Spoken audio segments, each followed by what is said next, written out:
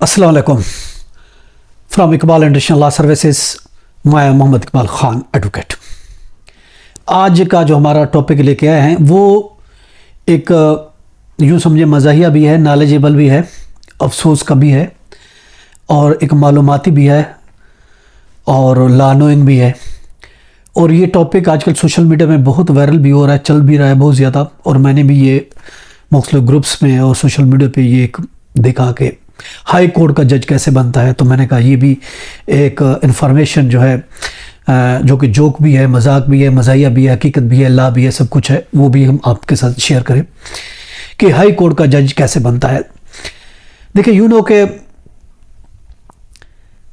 कोई भी अगर हम कोई नौकरी हासिल करते हैं किसी भी डिपार्टमेंट की, छोटी सी छोटी भी अगर हम नौकरी अगर हम देखते हैं तो यू नो के एक बहुत एक लंबा और लेंथी एक प्रोसेस होता है।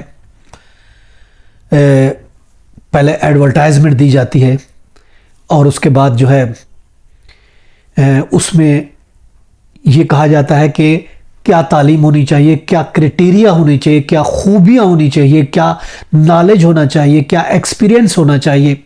ये पूरी डिटेल होती है।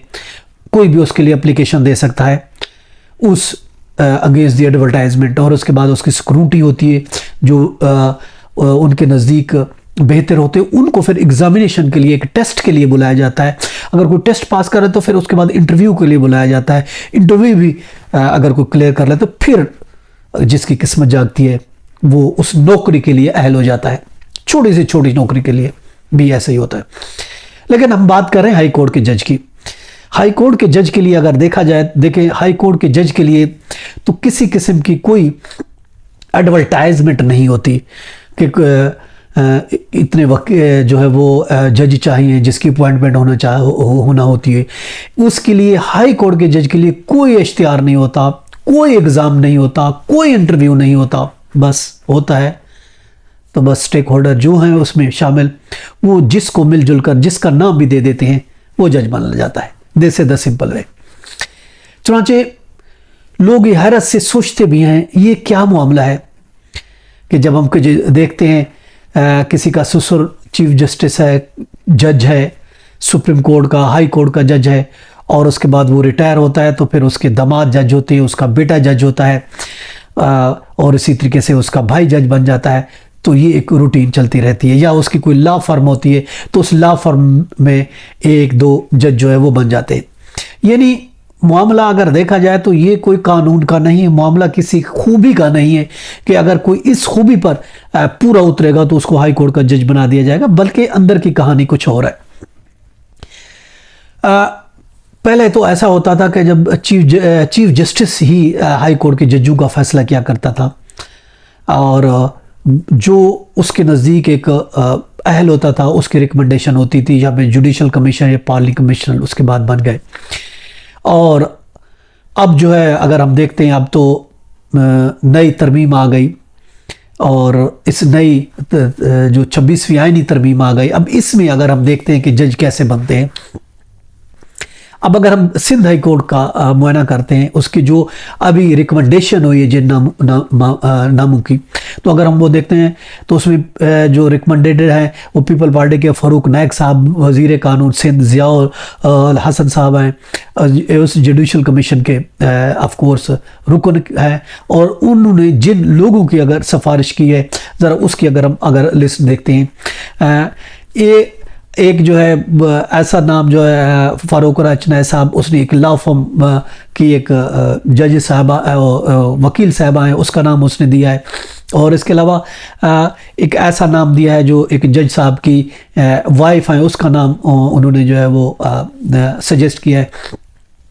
और इसके अलावा उन्होंने अगर देखा जाए तो पीपल्स लॉ फोरम के जो ओहदेदार हैं उनका नाम भी उसने सजेस्ट किया है जज के लिए। और इसी तरीके से अगर हम देखते हैं सिंध हाई कोर्ट के एनी बेंच के जो सरबराह हैं उन्होंने जो नामों की जो तजवीज़ दी है वो अगर देखते हैं तो उसमें से एक जो है पीपल पार्टी का वज़ीर है, पीपल पार्टी के वज़ीर है, उसका जो है ये उसके भाई का नाम उसने सजेस्ट किया है। और अगर हम आज़म नज़ीर तारड़ को देखते हैं तो उसने जो नाम तजवीज़ किया है वो मुस्लिम नून के एक रहनुमा हैं, उनके बेटे को नाम तजवीज़ किया है। और इसी तरीके से अगर हम देखते हैं इसके अलावा एक नाम ऐसा तजवीज़ किया है जो कि साबका जो है जज थे, उसके बेटे का नाम तजवीज़ किया गया है, या उसकी लॉ फॉर्म में काम करते थे।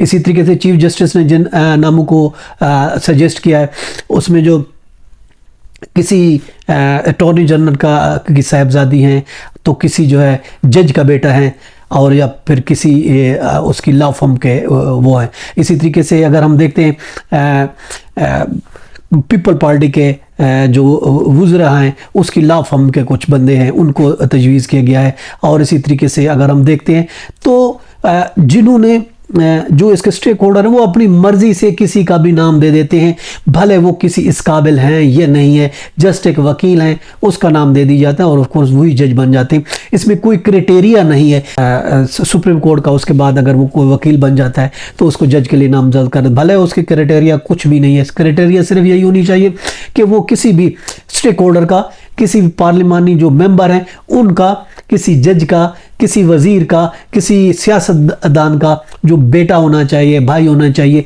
तो यही एक क्राइटेरिया है और कोई क्राइटेरिया नहीं है। हालांकि सिंध में देखा जाए या पाकिस्तान में देखा, एक से बढ़कर एक बड़े बड़े वकला माशाल्लाह पड़े हुए हैं जिनका एक बहुत ही लॉ पर गिरफ्त है, लॉ नोइंग पर्सन है, मगर उनको इग्नोर कर दिया जाता है क्योंकि कोई एडवर्टाइजमेंट ही नहीं जाते। अपनी मर्जी से चूज एंड पिक, चूज किया जाता है, पिक करके चूज करके उसको जज बना दिया जाता है। किसी किस्म की कोई ऐसी चीज़ नहीं है, मैकेनिज्म नहीं है कि कोई उसकी काबिलियत देखी जाए या उनकी कोई क्राइटेरिया हो। ये सिर्फ हाई कोर्ट के जज बनने के लिए, अगर हम मुख्तसर ये कहें, हाई कोर्ट के जज बनने के लिए सिर्फ आपका ताल्लुक किसी सियासी पार्टी से होना चाहिए जो आपको जज बना रही है, या किसी आपका ताल्लुक किसी रिटायर जज के रिश्तेदार से, वजीर मुशीर के भाई बेटा होना चाहिए, या किसी पार्टी से ताल्लुक होता है।